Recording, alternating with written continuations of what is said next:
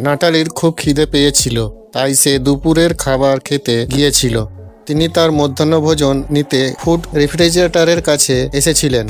তিনি যখন খাবারের রেফ্রিজারেটরটি খুলে দেখলেন, তখন তিনি অবাক হয়ে গেলেন। তার একজন সহকর্মী তার মধ্যাহ্নভোজন চুরি করেছিলেন। কে এটি করেছে তা দেখতে সে ডেস্কে ফিরে যায়। আপনি তার অফিসের দিকে দেখে অনুমান করতে পারলেন যে নাটালের মধ্যাহ্নভোজন কে চুরি করেছে?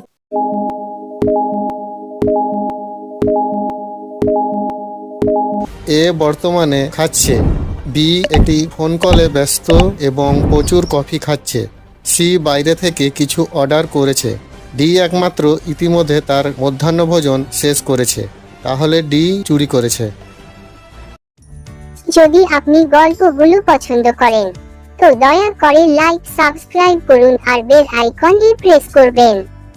আর হ্যাঁ, কমেন্ট করতে ভুলবেন না।